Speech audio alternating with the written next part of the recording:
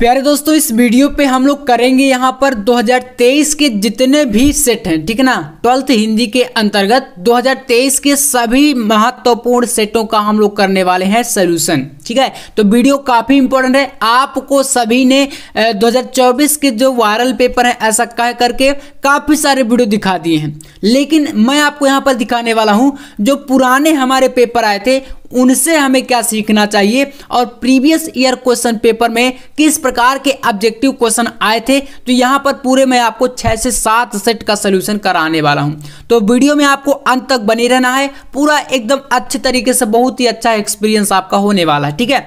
तो देख सकते हैं यहाँ पर हमारा 2023 का ये सामान्य हिंदी का क्वेश्चन पेपर है जिसका आपका सीरियल कोड है 302ZJ, ठीक है ना। तो ऐसे ही मेरे पास काफ़ी सारे सेट हैं, जैसे कि आपका ये एक 302ZN सेट का हो गया। ऐसे मैं आपको 6 से 7 सेट इसी वीडियो में सॉल्व कराने वाला हूं। तो चलिए शुरू करते हैं, ज्यादा टाइम वेस्ट हम लोग नहीं करेंगे।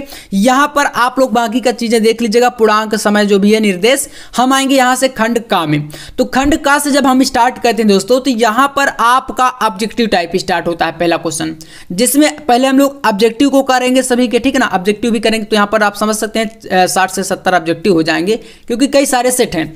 तो पहला क्वेश्चन कह रहा है कि भाषा योग वशिष्ठ के लेखक हैं। तो भाषा योग वशिष्ठ के लेखक कौन है? तो राम प्रसाद निरंजनी, ठीक है। तो आपको डायरेक्ट आंसर लगा देना ऑप्शन नंबर 3 में। अब आप लोग यहाँ पर देखिए समझ सकते हैं कि किस प्रकार के क्वेश्चन आते हैं, क्योंकि काफ़ी सारे स्टूडेंट को ये कन्फ्यूजन रहती है कि क्या क्वेश्चन जिस प्रकार से इन चैनलों पर बताए जा रहे हैं क्या ऐसे ही आएंगे या नहीं।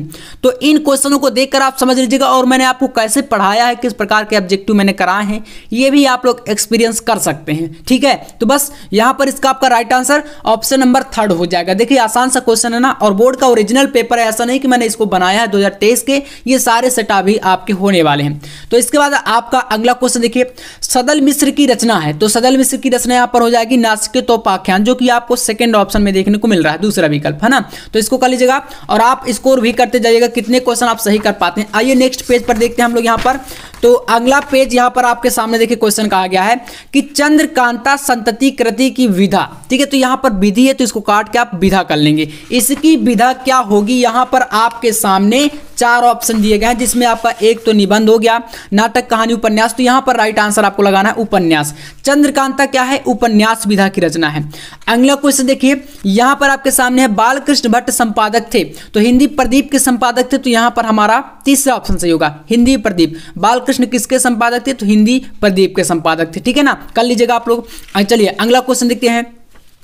नेक्स्ट क्वेश्चन है वासुदेव शरण अग्रवाल की रचना। तो वासुदेव शरण अग्रवाल की रचना इनमें से कौन सी हो जाएगी? तो वाग्धारा। कौन सी? वाग्धारा, जो कि आपको सेकंड ऑप्शन दूसरा विकल्प दिख रहा है। तो ये इसको कर लीजिएगा आप लोग, है ना। अगला अब यहां से 5 क्वेश्चन आपके गद्य वाले जो है समाप्त हो जाते हैं। अब स्टार्ट होगा हिंदी पद्य, ठीक है ना। तो पद्य के देखिए कितने ऑब्जेक्टिव हैं, तो 5 ये भी आएंगे। जैसे पहला यहां पर है कितनी नावों में कितनी बार काव्य कृति है। कितना आसान सा एकदम हरुआ क्वेश्चन है। तो अब यहां पर लगाएंगे हम लोग यहां पर सच्चिदानंद हीरानंद बसायन अज्ञेय, ठीक है ना। तो अज्ञेय जी की कृति आपको पता है कितनी नावों में कितनी बार हो गया, शेखर एक जीवनी हो गया, अरे आया वर रहेगा याद, ये सारी कृतियां अज्ञेय जी की हैं। तो तीसरा विकल्प कर लीजिएगा आप लोग। इसके बाद इधर देखिए यहां पर आपका अगला क्वेश्चन, छायावाद की मुख्य विशेषता कौन सी है। तो छायावाद की इसमें बतानी है आपको कि प्रमुख विशेषता कौन सी है। तो यहां पर आपके सामने देख सकते हैं 4 ऑप्शन है ना। अब इसमें आपको ध्यान क्या देना है, जैसे छायावाद में आपका प्रकृति का उद्दीपन रूप में जो वर्णन है, ये आपकी इसकी जो है प्रमुख विशेषता मानी जाती है। क्योंकि अगर हम बात करें तो छायावाद में लगभग बात करें तो जितने भी कवि, चाहे सुमित्रानंदन पंत जी को ही ले लीजिए आप लोग, है ना, वो भी एक प्रकृति के सुकुमार कवि रहे। तो उन्होंने प्रकृति से संबंधित बहुत सारी कृतियां करी हैं। उनकी जितने भी जो पद कृतियां थी उनमें ज्यादातर उन्होंने प्रकृति का ही सौंदर्य रूप का वर्णन किया है। तो बस आप इसमें लगाएंगे पहला विकल्प। इसके बाद अगला क्वेश्चन, दूसरा सप्तक का प्रकाशन वर्ष बताइए। तो आपको पता 1951 है ना। पहला आपका 1943, दूसरा 1951 और तीसरा 1959। तो याद रखिएगा यहां पर तीसरा ऑप्शन सही हो जाएगा। अगला क्वेश्चन, हिंदी का प्रथम महाकाव्य माना जाता है। तो यहां पर आपका राइट आंसर पृथ्वीराज रासो, ठीक है ना। अगर क्वेश्चन पूछेगा आपसे कि हिंदी का प्रथम खड़ी बोली का महाकाव्य कौन सा है, तो फिर आप लोग लगाएंगे पृथ्वीराज रासो, आपको ऑप्शन दिया जाएगा।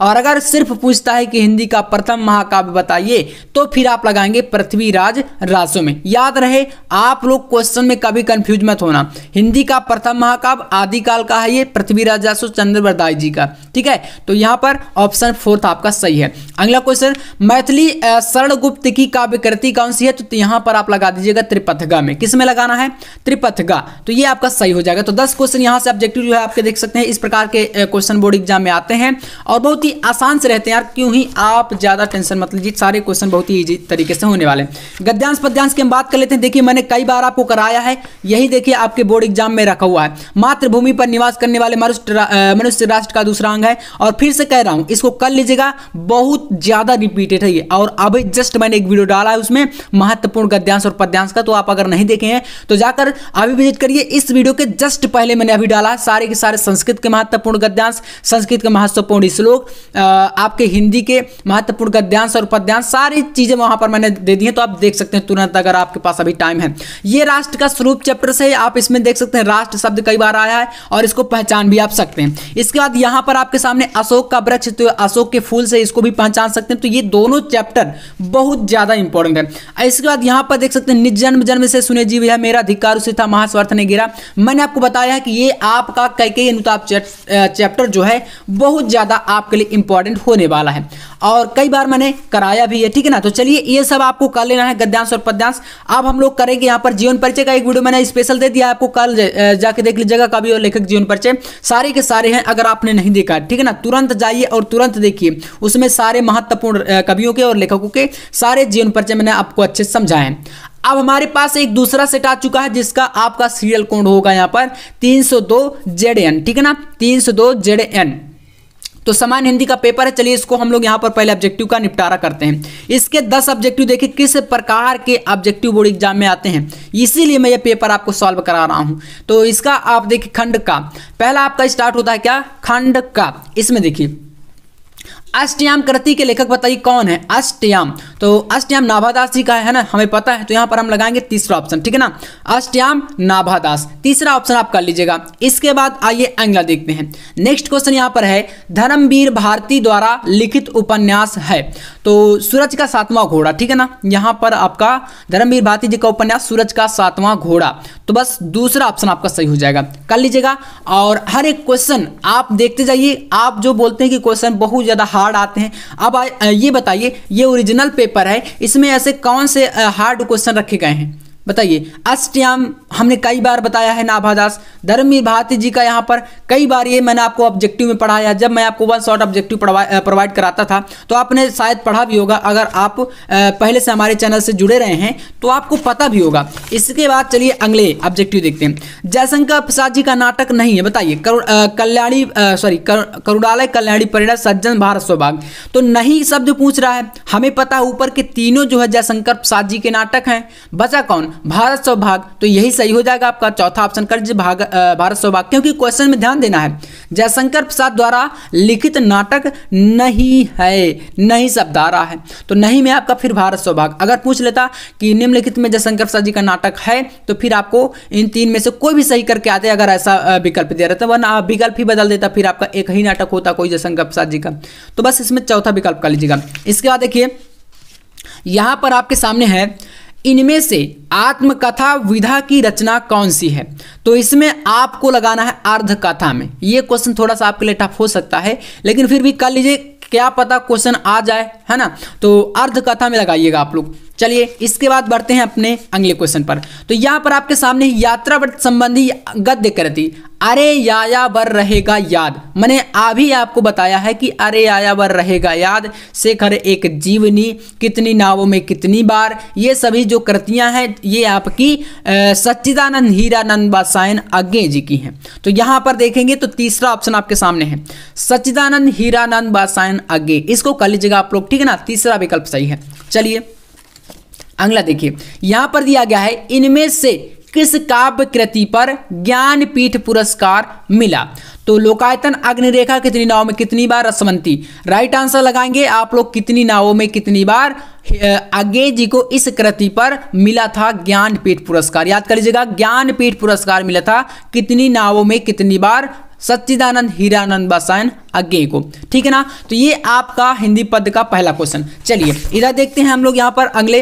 तो अब यहाँ पर आता है तीसरा सप्तक का प्रकाशन वर्ष। अभी जस्ट मैंने बताया सप्तक से एक क्वेश्चन 100% बनेगा, या तो पूछ सकता है कि प्रथम तार सप्तक, द्वितीय तार सप्तक, तृतीय तार सप्तक, या पूछ सकता है कुल कितने सप्तक प्रकाशित हुए। अगर 4 ऑप्शन आएंगे तो उसमें से चौथा सही हो जाएगा, मतलब कि 4 सप्तक आपके प्रकाशित हुए हैं। अगर 3 ही रहता है तो फिर आप 3 कर दीजिएगा, है ना, ऑप्शन के हिसाब से करना है, जैसे विकल्प आए। तो ये यहाँ पर देखिए तीसरा सप्तक आपका 1959 में हो जाएगा, है ना। तो आप कर लीजिए यहाँ पर सेकंड ऑप्शन, दूसरा विकल्प सही कर लीजिएगा। अगला क्वेश्चन, यहाँ पर क्वेश्चन है कला और बूढ़ा चांद कृति के रचयिता। तो कला और बूढ़ा चांद यहाँ पर किसका है? तो सुमित्रानंदन पंत जी का है ना, सुमित्रानंदन पंत। तो आप लगाएंगे इसमें ऑप्शन नंबर यहाँ पर फर्स्ट में, सुमित्रानंदन पंत जी का है कला और बूढ़ा चांद। तो यहाँ पर पहला विकल्प कर लीजिए।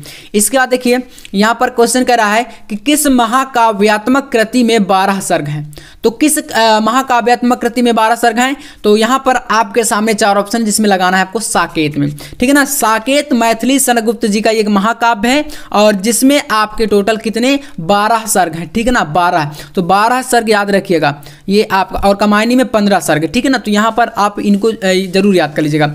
इसके बाद देखिए छायावाद की प्रमुख विशेषता है। छायावाद की विशेषता तो फिर से मैंने आपको बताया कि यहाँ पर स्थूल के प्रति सूक्ष्म का विद्रोह या प्रकृति का सूक्ष्म रूप में चित्रण, इन दोनों में से कोई भी ऑप्शन आएगा, आपको एक ही सही करना, ठीक है ना। मतलब दोनों एक साथ नहीं आएंगे, कोई भी मतलब इनमें से रहेगा एक विकल्प में। तो दोनों आपके जो है छायावाद के हैं, तो आपको अपने हिसाब से समझ लेना। ये आपके 5 यहाँ से ऑब्जेक्टिव क्वेश्चन पद वाले भी समाप्त हो जाते हैं। अब हम लोग देखेंगे इधर जो है आपका गद्यांश में। देखिए गद्यांश देखिए कहाँ से आया है, यहाँ पर समझिएगा। इसमें कहा गया है कि अशोक का वृक्ष, भैया आ गया ना वही, अशोक के फूल चैप्टर से और हजारी प्रसाद द्विवेदी जी का ये चैप्टर और एक पहला चैप्टर, मैंने कहा 2 चैप्टर पढ़ लेना, एक आपका 100% कहीं ना कहीं जरूर मिलेगा। तो आप इन्हीं को पढ़ लीजिए। यहाँ पर कहा गया अशोक वृक्ष की पूजा इन्हीं गंधर्वों और यक्षों की देन है। प्राचीन साहित्य में इस वृक्ष को वृक्ष की पूजा के उत्सवों का बड़ा सरस वर्णन मिलता है। असल पूजा अशोक की नहीं बल्कि उसके अधिष्ठाता गंधर्व देवता की होती है, इसे मदनोत्सव कहते हैं। बस पढ़ लीजिए। और बस यहाँ पर एक संदर्भ के लिए क्वेश्चन आता है, संदर्भ में लिख देंगे कि प्रस्तुत पद्यांश का शीर्षक हमारा अशोक के फूल और इसके रचयिता हजारी प्रसाद द्विवेदी हैं। बाकी के ये 3 क्वेश्चन 4 क्वेश्चन जो भी हैं यहीं पर मिल जाएंगे, एकदम आसान हलवा क्वेश्चन रहते हैं, एकदम करके आएंगे। इसके बाद यहाँ पर देखिए नए शब्द नए मुहावरे भाषा आधुनिकता चैप्टर से, तो इसको कर लीजिएगा। बाकी ये मैं आपसे कहूंगा कि आप अगर करना चाहें तो कर सकते, इतना इंपॉर्टेंट नहीं है, लेकिन शुरू के 2 चैप्टर बिल्कुल करके जाना है, ठीक है ना। इनको देख सकते हैं, गद्यांश पद्यांश में आपका हो गया। आप बात करें यहाँ पर देखिए पद्यांश में क्या आया है, श्रद्धा मनु चैप्टर मैंने 1 नहीं 4 बार बताया है कि आप इसको पढ़ लीजिए। यहाँ पर देख सकते हैं श्रद्धा मनु से आ गया। कौन हो तुम बसंत के दूत बृहस्पति से आति सुकुमार, इनको पहचानने का ट्रिक बताया है कि सुकुमार शब्द आ गया। कौन हो तुम, इस प्रकार के ये वर्ड आएंगे। श्रद्धा मनु चैप्टर जयशंकर प्रसाद जी का है, पूरा पढ़ लीजिए अच्छे तरीके से। शुरू के 3 चैप्टर पढ़ के जाना है और इनसे एक आपका आ जाएगा, क्योंकि अथवा में रहता है आपको एक से ही तो मतलब है, और एक आपका आएगा जितना मैंने बताया है। इसमें 100% की गारंटी है। तो आप मेहनत करिए, ठीक है ना। और बाकी धैर्य के साथ पूरा पेपर को लिखना, ज़्यादा मतलब टेंशन नहीं लेना। ये आपका दूसरा सेट आपका 302 जेडन पेपर कोड वाला, ये भी सॉल्व हमारा हो चुका है। इसके बाद हम लोग अगला सेट चलिए देखते हैं। तो अब हमारा आता है यहाँ पर 302 जेड आई, ठीक है ना। अब जेड आई पेपर सेट में देखिए क्या क्या हमें ऑब्जेक्टिव देखने को मिल रहे हैं, कैसे ऑब्जेक्टिव आपके आने वाले हैं, इनको भी हम लोग करते हैं सॉल्व, ठीक है ना। तो 302 जेडाई में आपका देखिए यहाँ पर भी पूर्णांक वगैरह सब चीजें वैसे ही रहेंगी। और पहला आपका क्वेश्चन आपके सामने है, देखिए फर्स्ट क्वेश्चन हिंदी गद्य साहित्य से दिया गया है। निम्नलिखित में से हजारी प्रसाद द्विवेदी की रचना है। हजारी प्रसाद द्विवेदी की रचना कौन सी हो जाएगी? विचार और वितर्क, विलेसुर बकरिया, साहित्य का मर्म, हिंदी साहित्य की भूमिका। तो इसमें राइट आंसर लगाएंगे आप लोग। यहाँ पर आपका विचार और वितर्क, देखिए यहाँ पर थोड़ा सा ध्यान देना है। इसमें अगर बात करें तो यहाँ पर आपका विचार और वितर्क हजारी प्रसाद द्विवेदी की रचना आपको यहाँ पर कौन सी हो जाएगी, तो हिंदी साहित्य की भूमिका है, ठीक है ना। तो याद रखिएगा, क्वेश्चन को अच्छे से पढ़ना, कंफ्यूजन हो सकती है। तो यहाँ पर आपका हिंदी साहित्य की भूमिका राइट आंसर हो जाएगा, है ना, ये आपको लगा देना है। चलिए इसके बाद हम लोग देखते हैं अगला क्वेश्चन। तो अगला क्वेश्चन आपके सामने यहाँ पर देख सकते हैं दिया गया है। अगला क्वेश्चन आपके सामने देखिए यहाँ पर दिया गया है, क्वेश्चन नंबर 2 कह रहा है कि निम्नलिखित में से रामचंद्र शुक्ल द्वारा लिखा निबंध है। तो रामचंद्र शुक्ल जी का निबंध कौन सा है इसमें, तुम चंदन हम पानी, राष्ट्र का स्वरूप, अशोक, यहाँ पर ये तो आपका हजारी प्रसाद द्विवेदी नहीं, वासुदेव अग्रवाल जी का है, अशोक के फूल हजारी प्रसाद द्विवेदी। तो इसमें आप लगाइएगा ऑप्शन 4, ठीक है ना। कविता क्या है, कविता क्या है आपका किसका हो जाएगा, ये है आपका आचार्य रामचंद्र शुक्ल जी का। तो चौथा ऑप्शन इसमें आपका सही है, ठीक है ना। याद रखिएगा कविता क्या है। इसके बाद बढ़ते हैं इधर हम लोग अगले क्वेश्चन पर। तो अगला क्वेश्चन देखिए यहाँ पर दिया गया है क्वेश्चन नंबर गा। तो यहाँ पर देखिए आपका क्वेश्चन कह रहा है कि अजात शत्रु रचना की विधा है। अजात शत्रु क्या है, नाटक है जयशंकर प्रसाद जी का। तो यहाँ पर तीसरा ऑप्शन, ठीक है, लगा लीजिए। अगला देखिए अज्ञेय की रचना है। अज्ञेय की रचना मैंने बताया ना, शेखर एक जीवनी। भैया ये 3 ऐसी रचना है अज्ञेय जी की जो कि मतलब पेपर में ऑब्जेक्टिव में कहीं ना कहीं रिपीट हो जाती हैं। एक आपकी हो गई कितनी नाव में कितनी बार, एक आपका हो गया शेखर एक जीवनी, और एक है आपकी अरे यायावर रहेगा याद। ये 3 कृतियां और आपके 3 सप्तक, इनके प्रकाशन वर्ष अच्छे से याद कर लो। एक क्वेश्चन बोर्ड एग्जाम में कहीं ना कहीं देखने को जरूर मिलेगा। चलिए बढ़ते हैं अगले क्वेश्चन पर। नेक्स्ट यहाँ पर है बहादुर कहानी के लेखक। तो आपको पता है कौन है यहाँ पर बहादुर कहानी के लेखक। तो भैया यहाँ पर अमरकांत जी हैं। फणीश्वरनाथ रेणु आपकी पंचलाइट कहानी के हो गए ना, और बहादुर कहानी के अमरकांत। तो मैंने दोनों कहानियां बता दी हैं, उनको भी आप देख लीजिएगा अगर तैयार नहीं है, और वैसे तैयार तो होंगे ही क्योंकि टाइम काफी नजदीक आ चुका है। चलिए इसके बाद देखते हैं, यहाँ पर दिया गया है दूसरे का नंबर। रामधारी सिंह दिनकर प्रमुख कवि हैं, किस काव्य धारा के कवि हैं, तो प्रयोगवादी काव्य धारा, प्रगतिवादी काव्य धारा, निर्गुण ज्ञानाश्रयी काव्य धारा के, या सगुण काव्य धारा के। तो रामधारी सिंह दिनकर यहाँ पर हो जाएंगे प्रगतिवादी काव्य धारा के कवि, है ना। तो सेकंड ऑप्शन कर लीजिएगा, ठीक है। चलिए अगला क्वेश्चन देखते हैं। यहाँ पर अब आता है आपका क्वेश्चन नंबर, देख सकते हैं कहा गया बिहारी की रचनाओं का छंद है। बिहारी लाल की रचनाओं का छंद क्या है, चौपाई, दोहा, सोरठा, कुंडलिया, जो भी है बताइए। तो राइट आंसर लगाएंगे आप लोग यहाँ पर दोहा, ठीक है ना। दोहा सही हो जाएगा आपका, ठीक है ना, इसको कर लीजिएगा। इसके बाद देखते हैं आपका अगला क्वेश्चन, आंसू रचना है। आंसू ये किसकी है, लहर, झरना, आंसू, कमायनी, ये सभी क्या है, जयशंकर प्रसाद जी की हैं। तो आप लगाइएगा ऑप्शन सेकेंड में, ठीक है ना। अगला देखिए छायावाद का कह रहा है कि स्थूल के प्रति सूक्ष्म का विद्रोह कथन किसका है, तो ये डॉक्टर नगेंद्र का है। किसका है, डॉक्टर नगेंद्र। आप इसमें सही कर लीजिएगा, ऑप्शन नंबर यहाँ पर आपका सही हो जाएगा 4th, चौथा विकल्प लगा लीजिएगा। इसके बाद है दूसरा सप्तक, फिर से क्वेश्चन बन गया ना, 100% बनेगा और बनना तो तय है, ठीक है, इस बार भी। तो दूसरा सप्तक भैया लगाएंगे 1900 यहाँ पर 51 में, ठीक है ना, 1951। पहले की बात करेंगे तो 1943 और दूसरा आपका 1951, और तीसरा कब होता है, तो 1959 में। याद रखिएगा 1959 में, जब आपके पेपर में आएगा टिक करके आइएगा, कमेंट जरूर करिएगा, ठीक है ना, इस प्रकार से। तो ये हो जाएगा आपका तीसरा सप्तक। इसके बाद यहाँ से आपके ऑब्जेक्टिव खत्म है। अब हम लोग यहाँ पर थोड़ा सा गद्य पद पर भी नजर डालते हैं, देखिए, क्योंकि वो भी आपको जानना जरूरी है। देखिए पहला आपका हर एक पेपर सेट मैंने दिखाया कि कहीं ना कहीं पहले और दूसरे चैप्टर से जरूर देखने को मिले हैं। पहला ही देख लीजिए, माता अपने सब पुत्रों को समान भाव से चाहती है, इसी प्रकार पृथ्वी पर बसने वाले राष्ट्र का स्वरूप से है। देख लीजिए आपके सामने हर एक पेपर सेट दिखा रहा हूं, और यहाँ पर मेरे पास पूरा प्रूफ है कि कहाँ से आ रहा है। मैंने अभी तक जितने पेपर सेट दिखाए हैं कहीं ना कहीं आपको पहले और दूसरे चैप्टर से मिला है या नहीं, आप ही बताइए। मिला है 100%, इस बार भी मिलेगा इन्हीं 2 चैप्टर से, बस कर लीजिए। तो ये आपका राष्ट्र का स्वरूप से, तो इसका गद्यांश के पाठ का और लेखक का नाम करके आइएगा। आपको क्या दिक्कत है, वासुदेव अग्रवाल जी का है राष्ट्र का स्वरूप, तो कर लीजिएगा। रेखांकन की व्याख्या बहुत आसान है इसकी। अगला 4 क्वेश्चन जो भी हैं ये सब आप कर ही लेंगे। इसके बाद यहाँ पर बात करें पद्यांश की। पद्यांश में देख लीजिए, निज जन्म जन्म से सुने जीव यह मेरा, धिक्कार उसे था महास्वार्थ ने घेरा, सवार धन्य भाई एक लाल की माई। आ गया ना कैकेयी अनुताप से।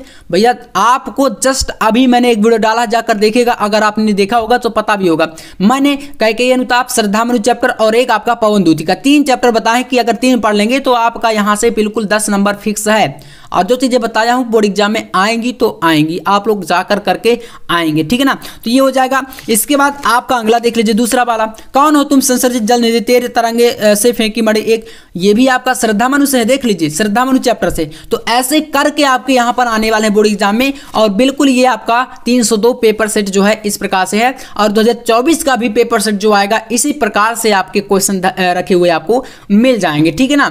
तो इसके बाद हम लोग अगला चलिए सेट कौन सा आता है, तो हम लोग उसको भी चलिए सॉल्व करते हैं। तो अब आपका यहाँ पर आता है 302 जेडएच पेपर कोड, आप देख लीजिए इसको चलिए करते हैं। 302 जेडएच पेपर कोड, यहाँ पर देखिए इसके ऑब्जेक्टिव क्वेश्चन कैसे हैं, इनको चलिए पहले कर लेते हैं हम लोग, और फिर यहाँ पर इसके गद्यांश पद्यांश को देखेंगे। तो पहला आपके सामने देख सकते हैं, यहाँ पर दिया गया है आचरण की सभ्यता निबंध के लेखक कौन है। आचरण की सभ्यता सरदार पूर्ण सिंह जी की है, ठीक है ना। तो आप लगा लीजिएगा ऑप्शन थर्ड में, अध्यापक पूर्ण या सरदार पूर्ण सिंह। इस प्रकार से यहाँ पर आपका सही हो जाएगा ऑप्शन नंबर थर्ड, तीसरा विकल्प। इसके बाद यहाँ पर है क्वेश्चन करा है कि हिंदी नई चाल में ढली, यह कथन किस लेखक का है, मतलब किस लेखक ने कहा था कि हिंदी नई चाल में ढली। तो राइट आंसर लगाइएगा भारतेंदु हरिश्चंद्र में, क्योंकि भारतेंदु हरिश्चंद्र जी ने हिंदी का स्वरूप ही बदल दिया था। भारतेंदु युग की जब से शुरुआत हुई, इन्होंने हिंदी का जो हिंदी खड़ी बोली है उस पर बहुत ज़्यादा इन्होंने विकास किया, मतलब गद्य का बहुत ज़्यादा विकास किया है। हिंदी नई चाल में इन्होंने ही कहें तो ढाली है। तो इस प्रकार से ये आपका हो जाएगा कथन भारतेंदु हरिश्चंद्र जी का। इसके बाद अगले क्वेश्चन चलिए देखते हैं। तो यहाँ पर नेक्स्ट क्वेश्चन आपके सामने आने वाला है, क्वेश्चन नंबर गा। इसमें क्वेश्चन कह रहा है उसने कहा था कहानी के लेखक हैं, उसने कहा था कहानी के लेखक कौन है बताइए। तो यहाँ पर आपके सामने चार ऑप्शन, जिसमें से चंद्रधर शर्मा गुलेरी सेकंड ऑप्शन कर लीजिएगा आप लोग, ठीक है ना। चंद्रधर शर्मा गुलेरी का है यहाँ पर उसने कहा था कहानी के लेखक हैं। इसके बाद चिंतामणि निबंध संग्रह के लेखक कौन है, तो चिंतामणि रामचंद्र शुक्ल जी का है। किसका है, आचार्य रामचंद्र शुक्ल का। तो यहाँ पर आप लोग कौन सा लगाएंगे, लगा लीजिएगा आप लोग ऑप्शन नंबर यहाँ पर 4 में, ठीक है ना। चौथा विकल्प लगाइएगा आचार्य रामचंद्र शुक्ल।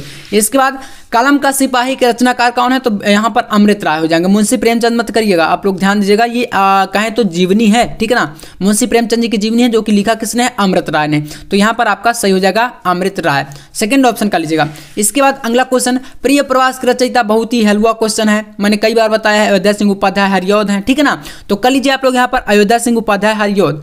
प्रिय प्रवास के रचयिता कौन है, अयोध्या सिंह उपाध्याय हरिऔध। तो बस लगा लीजिए तीसरा ऑप्शन। इसके बाद अगला क्वेश्चन देखिए, यहाँ पर बताया गया है निम्न लिखित में से छायावाद के कवि हैं। तो इसमें से छायावाद के कवि देखिए, जैसे परमानंद दास हो गए, सूरदास हो गए, चतुर्भुज दास हो गए, ये सभी क्या हैं, भक्ति काल से रिलेट करते हैं। बचा कौन यहाँ पर, मुकुटधर पांडे। तो ये आपके क्या हो जाएंगे, छायावाद के कवि हैं। मुकुटधर पांडे क्या हैं, छायावाद के कवि हो जाएंगे। तो चौथा विकल्प इसमें कर लीजिएगा। चलिए अगला देखते हैं। नेक्स्ट क्वेश्चन आपके सामने है, निम्नलिखित में से बताइए, निम्नलिखित में से कौन सा कवि छायावाद युग का नहीं है, नहीं शब्द आया है। तो बात कर लें हम लोग यहाँ पर आज्ञे की। आज्ञे प्रगतिवाद के हैं, बचे आपके यहाँ पर सूर्यकांत त्रिपाठी निराला, जयशंकर प्रसाद, महादेव वर्मा, ये तो प्रमुख कवि हैं छायावाद के। तो राइट आंसर कौन सा होगा, चौथा विकल्प, इसको कर लीजिएगा।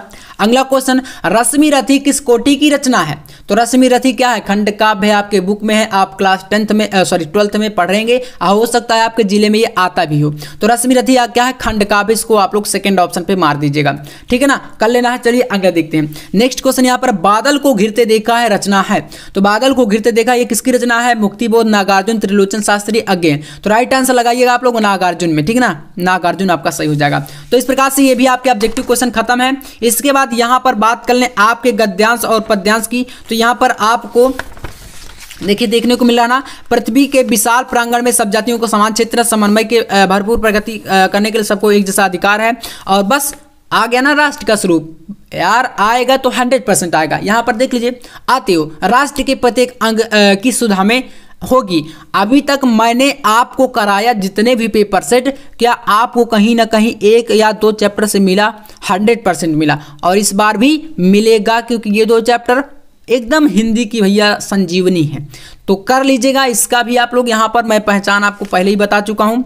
इसके बाद दूसरा भी आपके सामने है, यहाँ पर कह रहा है कहते हैं दुनिया बड़ी भुलक्कड़ है, केवल उतना ही याद रखती है जितने से उसका स्वार्थ से सजता है, बाकी को फेंक कर आगे बढ़ जाती, शायद ऐसा ही अशोक। ये लीजिए अशोक का फूल आ गया। तो ये तो पूरे के पूरे पहले और दूसरे चैप्टर से ही हैं और 100% इस बार भी आएंगे, ठीक है ना। तो इस प्रकार से इनको जरूर कर लेना है। अब इसके बाद अगला यहाँ पर पद्यांश में देख लीजिए, जलधि के फूटे कितने, उस यहाँ पर आपका पूरा दी गया अभ्युदय कर रही उपाय। अब इसके बाद यहाँ पर अगला देखिए, ये आपके सामने दिया गया शक्ति विद्युत कर्ण, तो भैया कहाँ से है, ये भी आपका दिया गया है यहाँ पर श्रद्धा मनु से। तो ऐसे करके आपको 100% मिलने वाले हैं, जितने भी मैं आपको सेट बता रहा हूँ करके जाइएगा आपको मिलेगा, ठीक है ना। अब बात करते हैं दूसरा सेट आपके सामने है 302 ZK। 302 ZK पेपर सेट में देखिए यहाँ पर आपका ये भी पूर्णांक वैसा ही वैसा रहेगा और इसको कर लेते हैं हम लोग यहाँ पर ऑब्जेक्टिव का पूरा फुल निपटारा।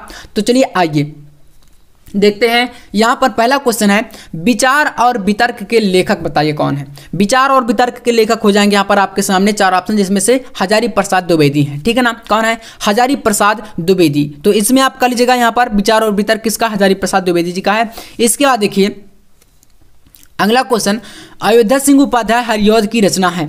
अयोध्या सिंह उपाध्याय हरिऔध की कृति कौन सा है।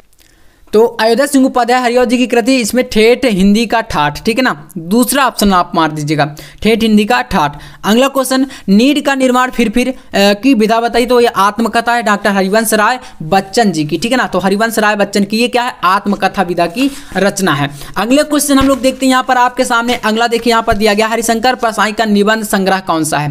तो यहाँ पर हरिशंकर परसाई का हो जाएगा तब की बात और थी। ये क्या है, निबंध संग्रह है हरिवंश राय हरिशंकर परसाई जी का, है ना। ये व्यंग्यकार माने जाते हैं। अगर कहीं पर क्वेश्चन आ जाए कि प्रसिद्ध व्यंग्यकार कौन है, अगर आपका ऑप्शन दिया रहे हरिशंकर परसाई, तो फिर आप इसमें टिक करके चले आइएगा, ठीक है ना। चलिए इसके बाद अगला क्वेश्चन, हिंदी की प्रथम पत्रिका उदंत मार्तंड, ठीक है ना। उदंत मार्तंड के संपादक कौन थे, तो युगल किशोर शुक्ल थे, ठीक है। अगला क्वेश्चन, मैथिली शरणगुप्त की रचना, तो यहाँ पर जाएगा सिद्धराज, सेकंड ऑप्शन। प्रगतिवाद के सशक्त कवि कौन है, तो नागार्जुन हो जाएंगे, ठीक है ना। ये प्रगतिवाद के सशक्त कवि माने जाते हैं। अगला क्वेश्चन यहाँ पर आपके सामने दिया गया है, मास्को अभी दूर है के रचयिता कौन है, तो शिवमंगल सिंह सुमन हो जाएंगे। अगला क्वेश्चन, सच्चिदानंद हीरानंद वसन अज्ञेय ने कुल कितने सप्तक का प्रकाशन किया। अब बताइए यहाँ पर समझ लीजिए क्वेश्चन को।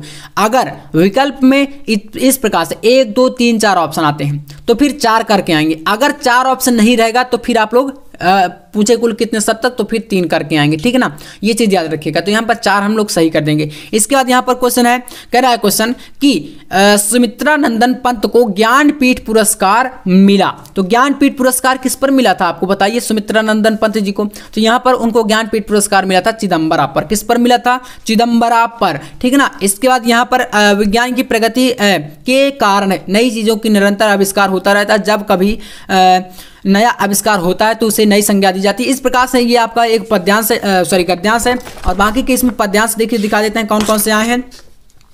जो कुछ भी हम देखते हैं वह इस संसार में ऊर्जा का रूप है, इसको देख सकते हैं। इसके बाद पद्यांश में आपका शक्ति के विद्युत कण, यहाँ पर इसको मैंने बताया श्रद्धा मनु वाला।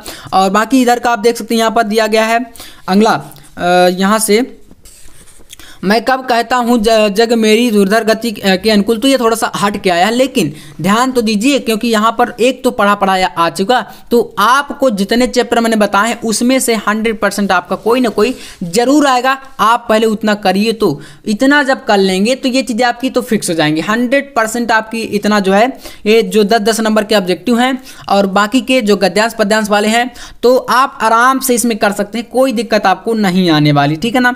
और बाकी का प्रश्न पत्र आप देख लीजिए, यहाँ पर प्रतिदर्श प्रश्न पत्र मॉडल पेपर जो आपका यूपी बोर्ड के द्वारा जारी किए गए हैं, इसके ऑब्जेक्टिव चलिए मैं आपको दिखा देता हूँ। यहाँ पर जैसे कि पहला क्वेश्चन है, शिक्षा का उद्देश्य के यहाँ पर लेखक कौन है, ठीक है ना। शिक्षा का उद्देश्य किसका है, डॉक्टर संपूर्णानंद जी का है, ठीक है ना। इसको लीजिएगा। लल्लू लाल की रचना कौन सा है, तो यहाँ पर प्रेम सागर हो जाएगी। पर्दा कहानी के लेखक कौन है, तो यशपाल हो जाएंगे, ठीक है ना। आवारा मसीहा का रचनाकार विष्णु प्रभाकर हो जाएंगे। इसके बाद यहाँ पर बाण भट्ट की आत्मकथा क्या है, तो किसकी है, तो इसके लेखक आपके हजारी प्रसाद द्विवेदी हो जाएंगे। कमायनी किस युग की रचना है, तो छायावादी युग की रचना है, ठीक है ना। ऐसे क्वेश्चन देख सकते हैं मॉडल पेपर में भी, बहुत ही इजी टाइप के क्वेश्चन है और सारे क्वेश्चन बोर्ड एग्जाम के लिए बहुत ज्यादा इंपॉर्टेंट है। इसके बाद आइए यहाँ पर देख लीजिए, निम्नलिखित कवियों में से कौन प्रगतिवादी युग का कवि है, तो यहाँ पर आपके हो जाएंगे अग्रदास, ठीक है ना। अग्रदास में लगाइएगा, प्रगतिवादी युग के कवि अग्रदास। तार सप्तक का प्रकाशन वर्ष 1943 लगाएंगे, क्योंकि यहाँ पर प्रथम द्वितीय तृतीय करके कुछ भी नहीं पूछा गया ऐसा कि कौन सा, है ना। आपको सिर्फ बताना है तार सप्तक का प्रकाशन वर्ष, तो आप लगा देंगे यहाँ पर जो है आपको 1943 यानी कि पहला तार सप्तक, ठीक है ना। अब बात करें इधर आप लोग अगले देख लीजिए, यहाँ पर नेक्स्ट आपका यहाँ पर दिया गया है अगला क्वेश्चन, कह रहा है कि द्विवेदी युग की रचना नहीं है, द्विवेदी युग की रचना इसमें से कौन सी नहीं है, तो यहाँ पर आपके सामने चार ऑप्शन, जिसमें छायावादी सही हो जाएगा, क्योंकि ये छायावादी युग की है कमानी, है ना। तो ये आपका ऑप्शन 4 सही है। इसके बाद अगला क्वेश्चन कह रहा है कि अष्टछाप के कवियों का संबंध है भक्ति काल की किस शाखा से, तो चलिए दिखाते हैं आपको कौन सी शाखा संबंधित है ये। तो अष्टछाप का संबंध यहाँ पर है कृष्ण भक्ति शाखा से, ठीक है ना। तो चौथा ऑप्शन कर लीजिएगा। इसके बाद यहाँ पर गद्यांश पद्यांश देखिए, धरती माता की कोख पर अमूल्य निधियां भरी हैं, जिनके कारण धरती वसुंधरा कहलाती है, इससे कौन परिचित ना होना चाहेगा, है ना। इस प्रकार से दिया गया है, ये आपको कहां से, राष्ट्र का स्वरूप चैप्टर से, इसको कर लीजिएगा, काफी इंपॉर्टेंट है। इसके बाद यहाँ पर अशोक का वृक्ष, यहाँ पर अशोक का फूल करके, अशोक के फूल चैप्टर से है। तो यहाँ पर दोनों मॉडल पेपर में भी देख सकते हैं यहाँ पर कहाँ से आए हैं, एकदम प्रूफ है हर चीज़ का मेरे पास, आपके सामने जो भी चीज़ें मैंने पढ़ाया है अब तक, सारी चीज़ों का मैं आपको यहाँ पर प्रूफ है दे रहा हूँ कि हाँ ऐसे क्वेश्चन आते हैं, ओरिजिनल पेपर है, यहाँ पर कोई फेक चीज़ नहीं है। ये बोर्ड के द्वारा जारी किया गया, बाकी प्रीवियस ईयर की भी मैंने दिखा दिए, तो वो तो आपके ओरिजिनल है ही। इसके बाद यहाँ पर पद्यांश में देख लीजिए, दुर्बलता का चिन्ह विशेष शपथ, ये आपका कई अनुताप से है, ठीक है ना। पूरा अच्छे तरीके से देख सकते हैं, भारत से इस प्रकार का आ गया ना, तो पहचान जाएंगे। इधर का देख लीजिए आप लोग पद्यांश में, यहाँ पर लज्जा शिल्पतिक महिला जो कहीं दृष्टिया पवन दूतिका से लिया गया है, ठीक है ना। तो ये भी आपके लिए इंपॉर्टेंट है। बाकी आप लोग यहाँ पर जीवन परिचय में भी देख सकते हैं, ये सारी चीज़ें मैंने आपको पूरा अच्छे तरीके से कंप्लीट करा दी हैं। तो चलिए, मैंने काफी सारे सेट आपको प्रूफ के तौर पर सारे दिखा दिए, सॉल्व भी करा दीजिए। और अगर वीडियो पसंद आया हो तो लाइक कर देना, चैनल पर है तो सब्सक्राइब जरूर कर लेना, क्योंकि हम लोग हिंदी के बाद बायोलॉजी और अदर जो इंग्लिश है, सारे सब्जेक्ट की तैयारी बहुत ही ताबड़तोड़ तरीके से करने वाले हैं। तो बस सब्सक्राइब करो, शेयर करो और जुड़े रहिए। चलिए मिलते हैं नेक्स्ट वीडियो में, तब तक के लिए जय हिंद, वंदे मातरम।